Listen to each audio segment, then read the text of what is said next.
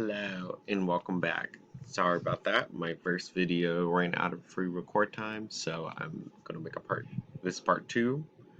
I was talking about Lady Jane Grey, and I was actually getting kind of near the end. But I'm just gonna go up a little bit just to make sure I got everything. So basically, in the timeline of events, Mary of Tudor is now Queen Mary.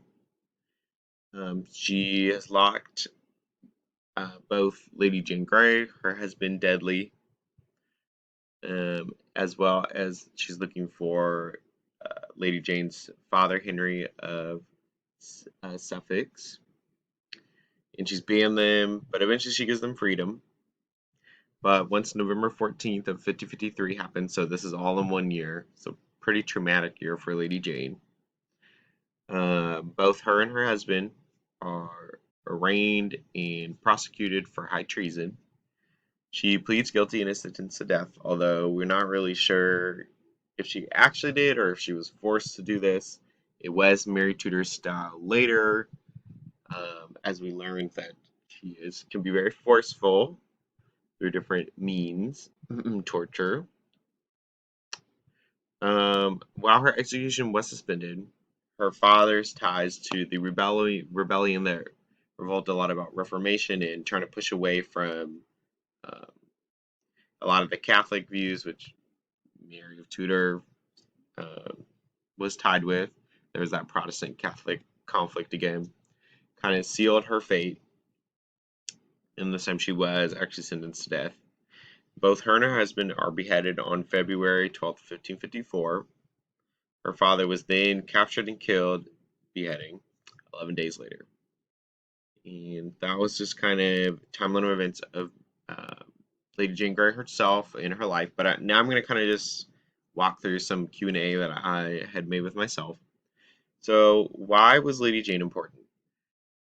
I personally think Lady Jane Grey was just important to remember because she is known as the 9-Day Queen. She's romanticized, but she kind of does reflect. I mean, she was only 16 at the time that she was 16, 17 when the time she was killed. She was very young. She was kind of forced into this kind of cruel world, and she didn't really choose to participate in it. So that was kind of interesting to me. Is she was never really invested, never really interested. She just wanted a normal life. So I think a lot of people can relate to that. Was it fair the way that her life's timeline of events went? So tying to my answer to the last question, there's just a lot that she didn't get to decide. Her dad was very forceful. A lot of her influences growing up were very forceful. Mary of Tudor, very forceful. So there was a lot of things that she just really didn't really have much say in, and she just ended up kind of being the face of stuff. Could she have left if she wanted to?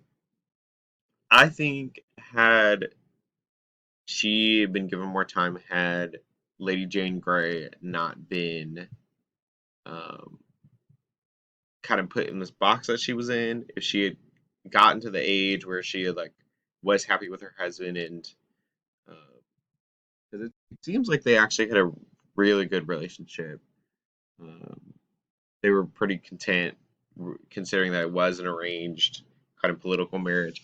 I think that she is somebody that might have stepped down from the throne. I think she would have easily left the lifestyle she was in to go explore, to travel. She really valued education, especially um, just culture. She knew a lot. She knew at least she was at least proficient in 5 languages. Regarding women's studies, to just connect to the class, regarding women's studies, women in history, would Jane be considered a hero? I don't know if I would call her a hero, but I would definitely say she's an original. She definitely had a personality, and she shows that even in that time there were people who just wanted a normal, interesting life and had passions. Okay. And how long exactly did Lady Jane Grey rule over England? Most people don't know. It said 9 days. So she's the 9-Day Queen. All right, I'm about out of time, so I'm just going to go ahead and end it. But thank you for listening, and I hope you enjoyed learning about Jane Grey.